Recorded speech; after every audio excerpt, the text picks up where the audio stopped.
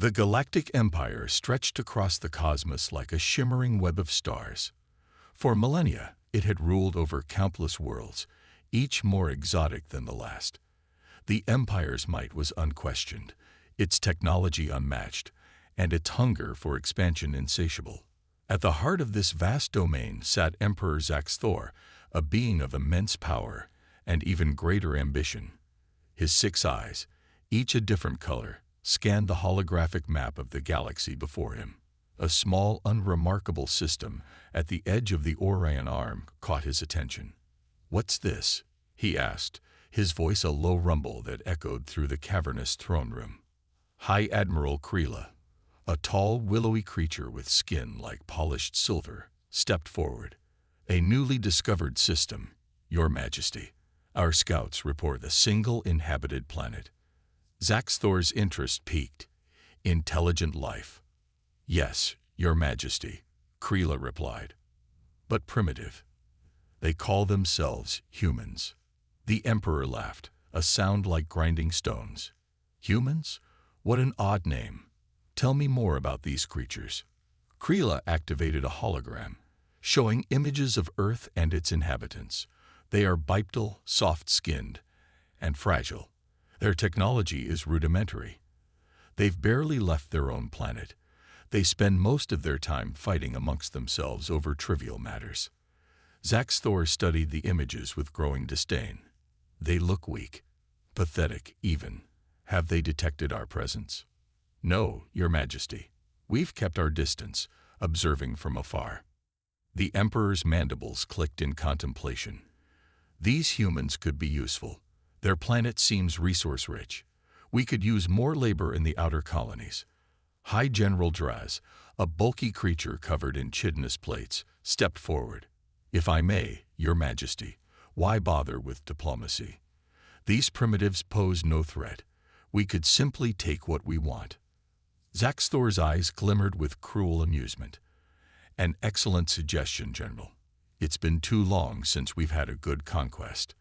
These humans will make for an easy victory, a morale boost for our troops." Kreela looked uncertain. "Your Majesty, while the humans appear primitive, we haven't done a thorough assessment of their capabilities. Perhaps we should." "Enough," Zaxthor boomed, rising from his throne. "I've made my decision. We will take this Earth and its humans. Prepare the invasion fleet." As the throne room buzzed with activity, a junior analyst named Vixera lingered at the back. She had been studying Earth transmissions and had noticed something the others had missed. These humans, despite their apparent weaknesses, had a knack for innovation and an indomitable spirit. She feared the Empire might be underestimating them. Vixera approached High Admiral Kreela nervously. "Sir, I think we should reconsider. The humans." Kreela cut her off with a sharp gesture. "The Emperor has made his decision, analyst. Return to your station." Weeks later, the invasion fleet assembled near Earth's solar system. Thousands of ships, each capable of destroying entire cities, hung in the darkness of space like predators waiting to strike.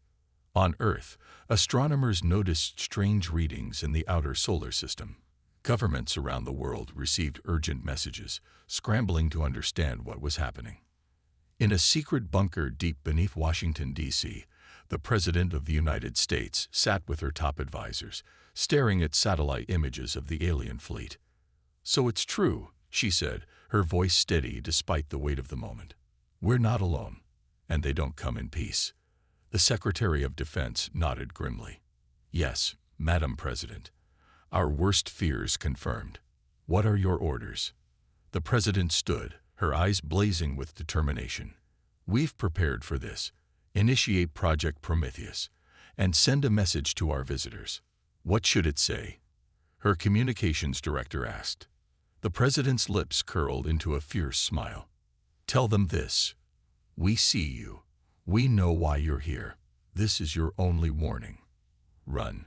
Because if you don't, you'll learn why humanity has survived every threat we've ever faced, and you'll regret the day you ever heard the name Earth." As the message was transmitted into space, klaxons began to blare across the planet. Humanity prepared for war, knowing that the greatest fight in their history was about to begin. In his flagship, Emperor Thor received the humans' message. He laughed, dismissing it as the empty bravado of a doomed species. Little did he know, the Empire's easy conquest was about to turn into a nightmare they could never have imagined. The stage was set, the pieces were in place, and the game of galactic chess was about to begin. As the Galactic Empire's invasion fleet loomed at the edge of the solar system, Earth erupted into a frenzy of activity. The planet's leaders, setting aside their differences for the first time in history, convened an emergency global summit. In the United Nations headquarters in New York, now heavily fortified and buzzing with military personnel, representatives from every nation gathered. The tension in the air was thick enough to cut with a knife. The U.S. President, Sarah Chen, took the podium. Her face, broadcast on screens worldwide, was a mask of determination. "Ladies and gentlemen," she began, her voice steady, "the threat we face is unprecedented, but so is our unity. Today, we are not Americans, Russians, Chinese, or Europeans. We are Earthlings, and we will stand together." A roar of approval echoed through the chamber and across the globe. In that moment, humanity found a common purpose that had eluded it for millennia. Meanwhile, in secret facilities around the world, scientists and engineers worked tirelessly. Project Prometheus, a global initiative combining the best minds and resources from every nation, was in full swing. Dr. Yuki Tanaka, the lead scientist of the project, wiped sweat from her brow as she examined the prototype before her. It was a sleek, silvery aircraft unlike anything ever seen on Earth. "How's it coming, Dr. Tanaka?" asked General Williams, the gruff military liaison to the project. Yuki smiled tiredly. "We're making progress. The reverse-engineered alien tech from the Roswell crash is integrating well with our systems. If we can replicate this on a large scale, we might have a fighting chance." As Earth prepared, the Galactic Empire's fleet began its approach. Emperor Thor, confident in his imminent victory, addressed his troops. "Warriors of the Empire," his voice boomed across thousands of ships, "before you lies a primitive world ripe for conquest. These humans think they can resist us.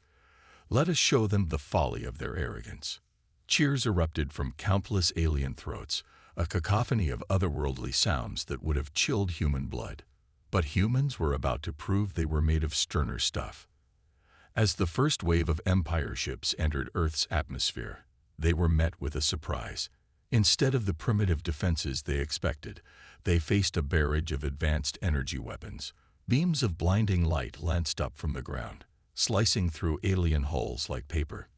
In his command ship, High Admiral Krila watched in shock as dozens of ships fell from the sky.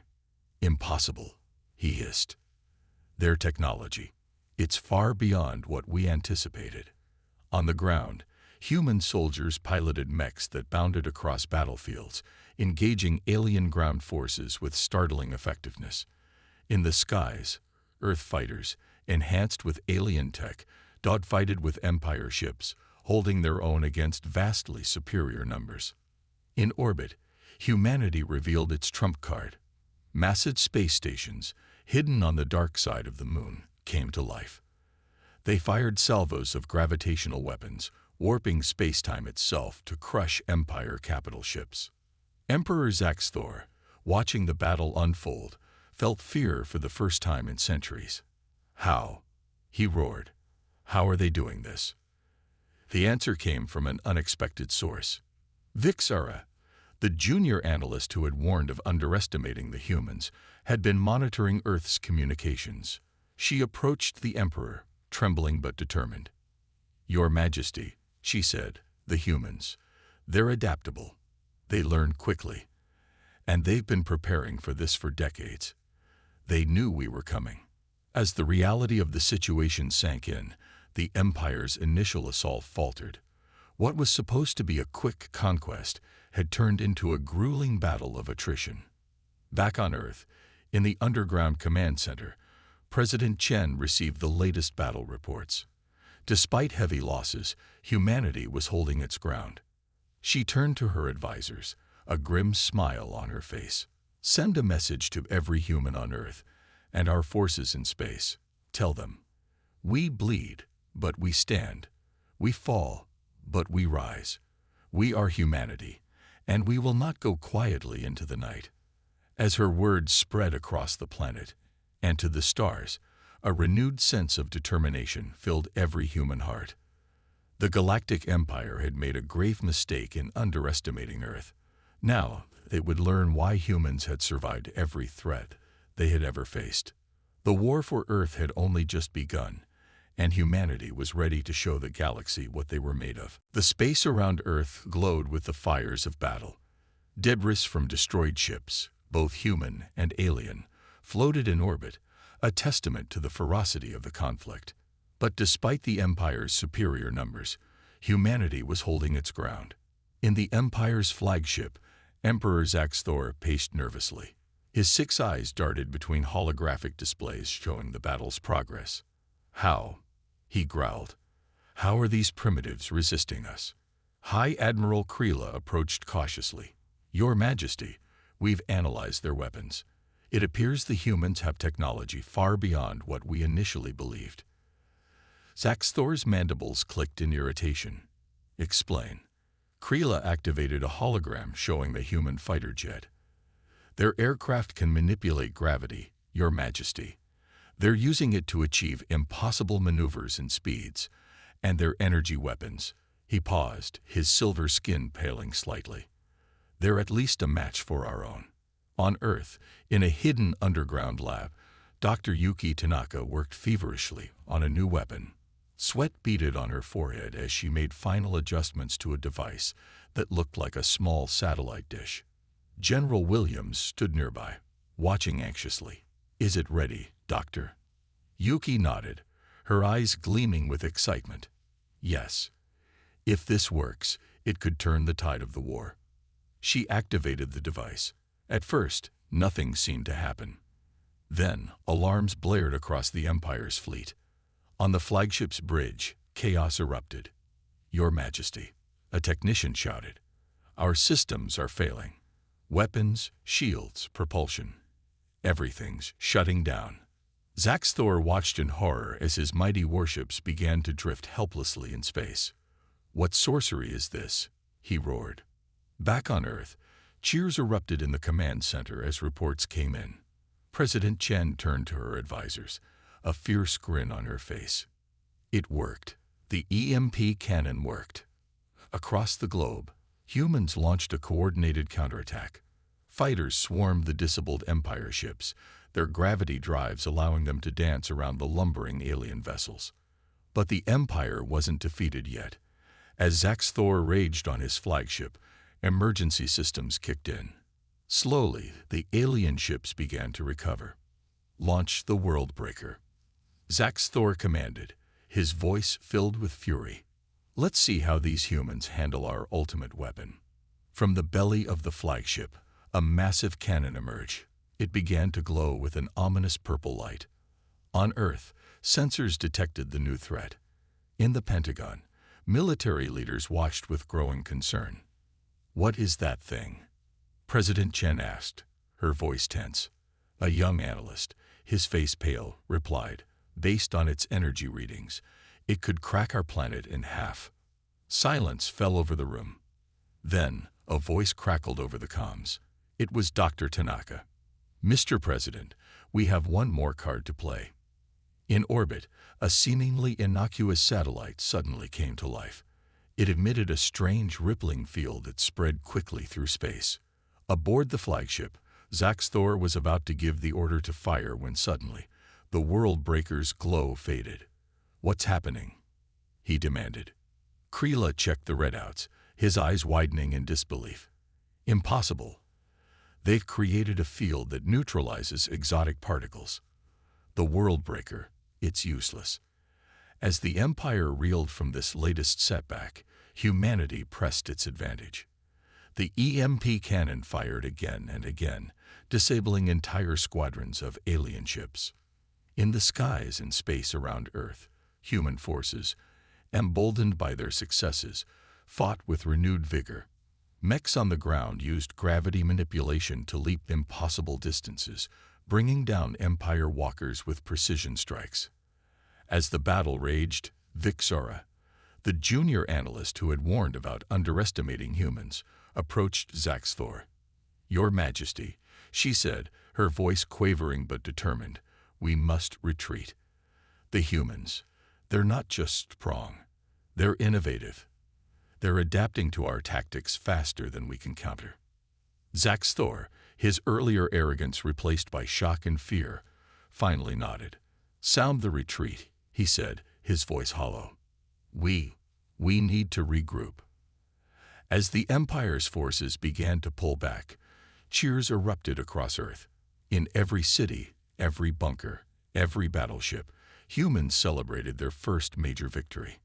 President Chen addressed the world, her face beaming with pride.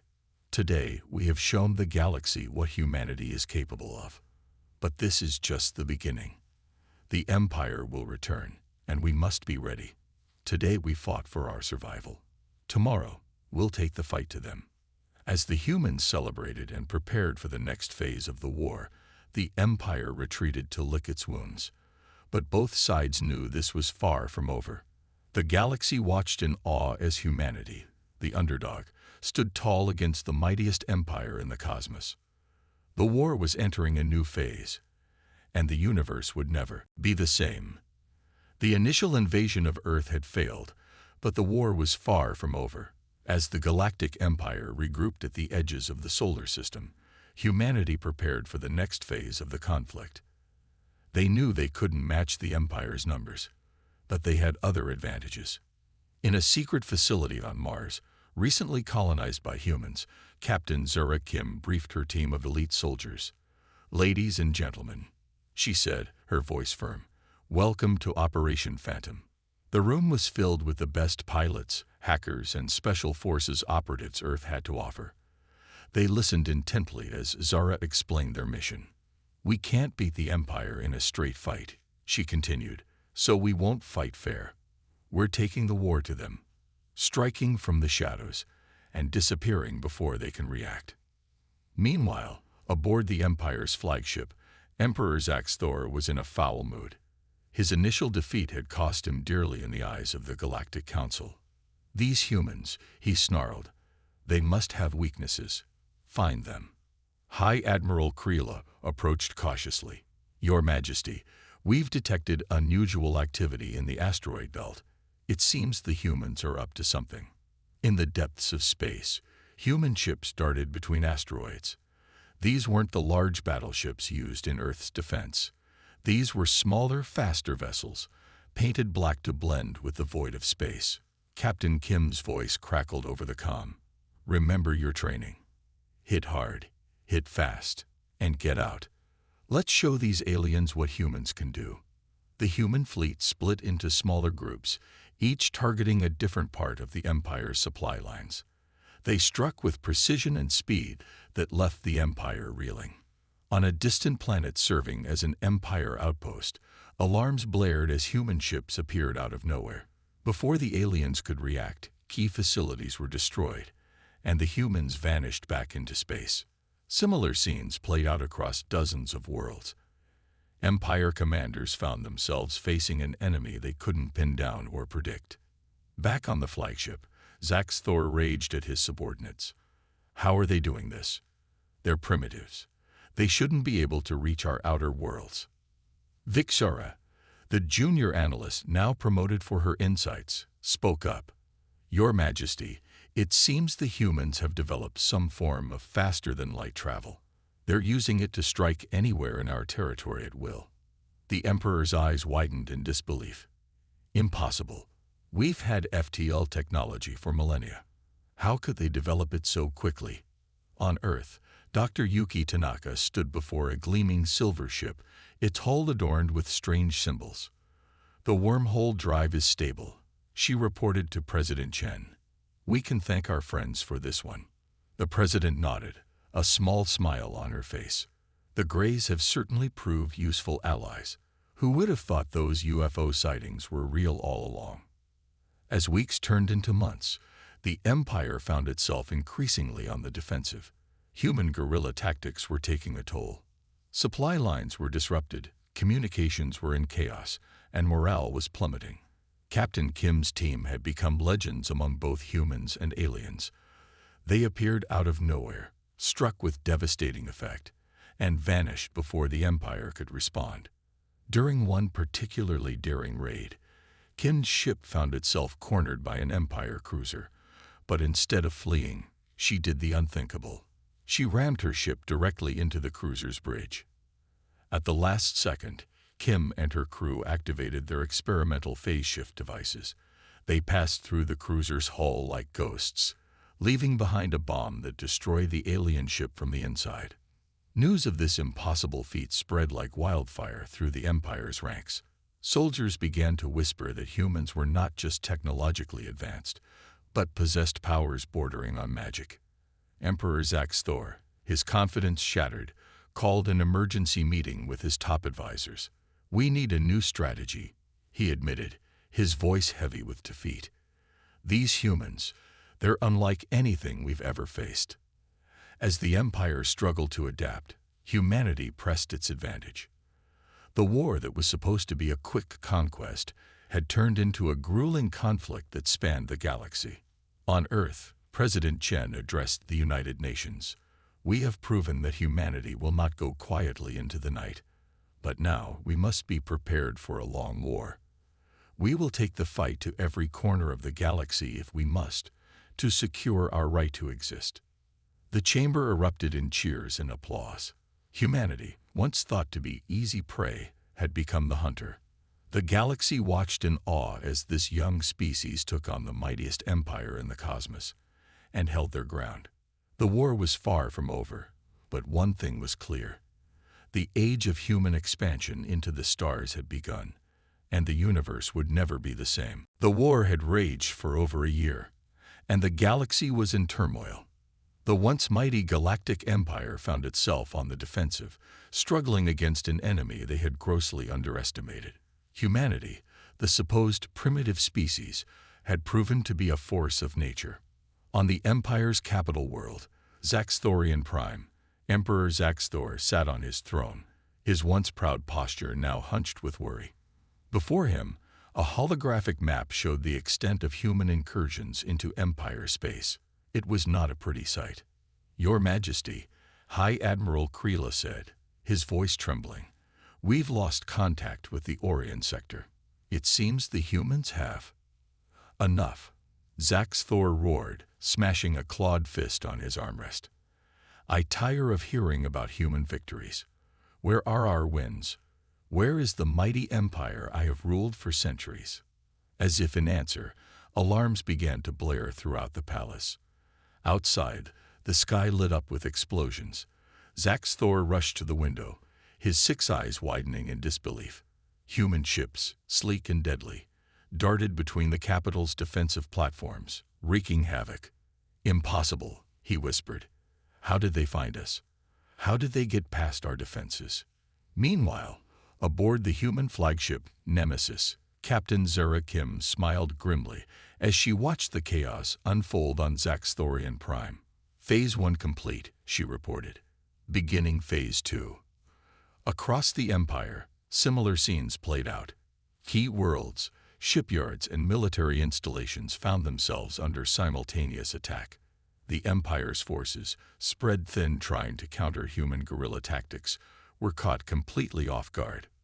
Back on Earth, in the United Nations Space Command Center, President Chen watched the reports flood in.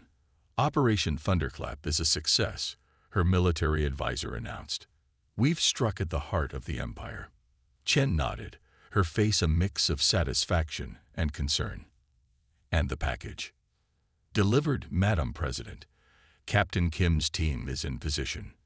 On Zax Thorian Prime, as the palace shook from nearby explosions, a small team of humans materialized in a secure room.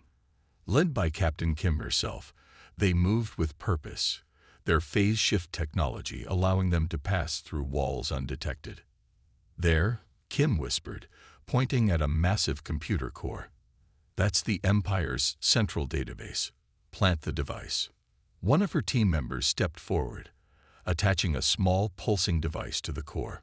For a moment, nothing happened. Then, the core's lights flickered and changed color. Throughout Empire space, their vast network of computers suddenly came under attack. But this was no ordinary cyber assault. The humans had unleashed a highly advanced AI, one that had been developed in secret with the help of the Greys. In the palace war room, Zaxthor watched in horror as system after system fell under human control. "What's happening?" he demanded. Vix-Era, now a senior analyst, worked frantically at a console. It's rewriting our systems, Your Majesty. Our ships, our defenses, everything. It's all being turned against us." Across the galaxy, Empire ships found themselves without control, their weapons turning on their allies. Defense systems on countless worlds shut down, leaving them vulnerable to human forces. As the Empire fell into chaos, humanity pressed its advantage. The tables had well and truly turned. In the following days, human forces liberated dozens of worlds that had suffered under Empire rule. Alien species that had long been oppressed welcomed the humans as heroes. On Earth, President Chen addressed the world, her voice filled with pride. "Today we have struck a decisive blow against tyranny. The Galactic Empire, which sought to enslave us, now finds itself on the brink of collapse." But even as humanity celebrated, Chen knew the war was not over. "We must be prepared for what comes next," she warned her advisors. "The Empire may be on its knees, but a cornered beast is often the most dangerous." In the depths of space, aboard a hidden space station, Emperor Zaxthor seethed with rage. Most of his empire was in ruins, but he still had one card left to play. "Prepare the Omega Protocol," he ordered, his voice cold with hatred. As his subordinates rushed to obey, Zaxthor stared out at the stars. "You think you've won, humans," he growled. "But I will reduce your precious Earth to cosmic dust before I admit defeat." The war had entered its final, most dangerous phase. Humanity had the upper hand, but the cost of victory might be higher than anyone could have imagined. The fate of Earth, and indeed the entire galaxy, hung in the balance. The galaxy was in chaos. The once mighty Galactic Empire was crumbling, its worlds in rebellion, its fleets in disarray. Humanity, against all odds, stood on the brink of victory. But the war was not over yet. In the Grand Assembly Hall of the Galactic Council, representatives from 1,000 worlds gathered. The air was thick with tension as Emperor Zaxthor, looking haggard and defeated, took the podium. "Esteemed members of the Council," he began, his voice a shadow of its former imperial boom, "I come before you to propose peace talks with the humans." A murmur of shock rippled through the assembly. Zaxthor, the great conqueror, asking for peace. It was unthinkable. Meanwhile, on Earth, President Chen received the news with cautious optimism. She turned to her advisors, her face serious. "It could be a trap," she said. "But we can't ignore this opportunity." After much debate, it was decided. Humanity would send a delegation to the peace talks, but they would be prepared for anything. The neutral world of Centauri Prime was chosen as the site for negotiations. As the human delegation's ship approached, they were met with an awe-inspiring sight. Thousands of ships from across the galaxy had gathered to witness this historic moment. Captain Zara Kim, now a decorated war hero, led the security detail for the human delegation. Her eyes scanned the assembled alien vessels, looking for any sign of threat. "Stay sharp," she told her team. "We're not out of the woods yet." Inside the grand meeting hall, the air was electric with anticipation. On one side sat Emperor Zaxthor and his advisors, including the now influential Vix-Ara. On the other, President Chen and the human delegation took their seats. Chen spoke first, her voice clear and strong. "We came to these talks in good faith, Emperor, but let me be clear. We will not accept anything less than full recognition of Earth's sovereignty and our right to exist free from threat. Zaxthor's mandibles clicked in irritation. You speak boldly for a species that, until recently, was confined to a single world. Perhaps you need reminding of the Empire's might. Chen's eyes narrowed. Perhaps you need reminding of how that might has fared against us so far. The negotiations were tense, with both sides refusing to give ground. As hours turned into days, it seemed an impasse was inevitable. But then, something unexpected happened. Vixera, the analyst who had first warned of underestimating the humans, stepped forward. "Your Majesty," she said, addressing Zaxthor, "and honored human delegates. May I speak?" All eyes turned to her as she continued. "We have been looking at this all wrong.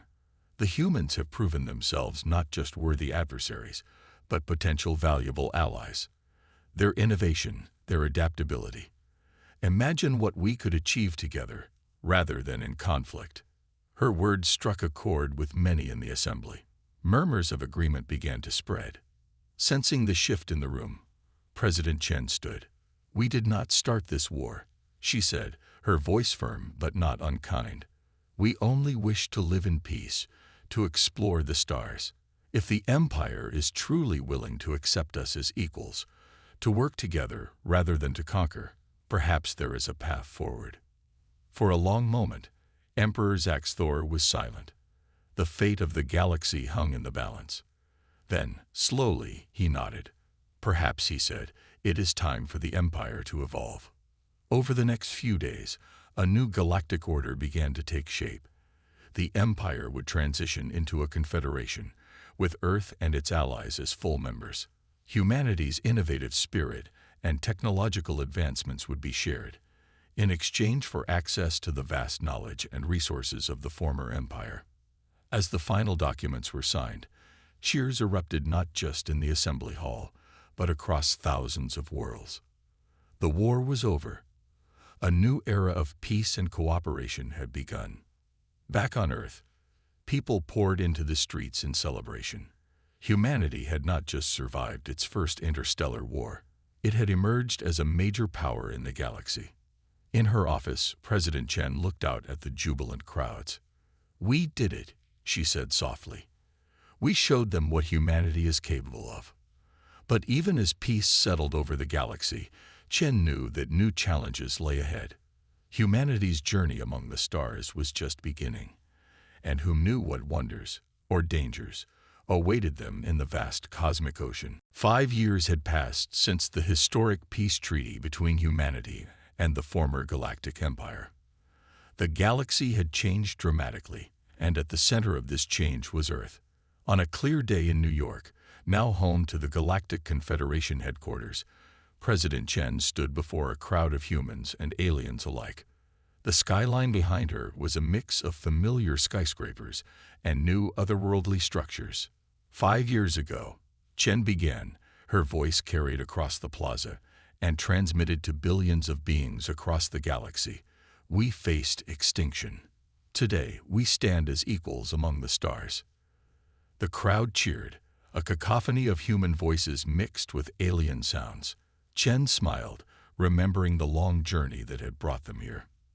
In the years following the war, humanity had shared its innovative spirit and technology with the galaxy.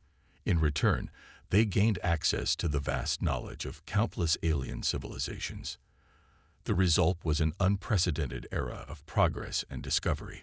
Captain Zura Kim, now Admiral Kim, watched the speech from the bridge of the GSS Unity, Earth's first true intergalactic vessel.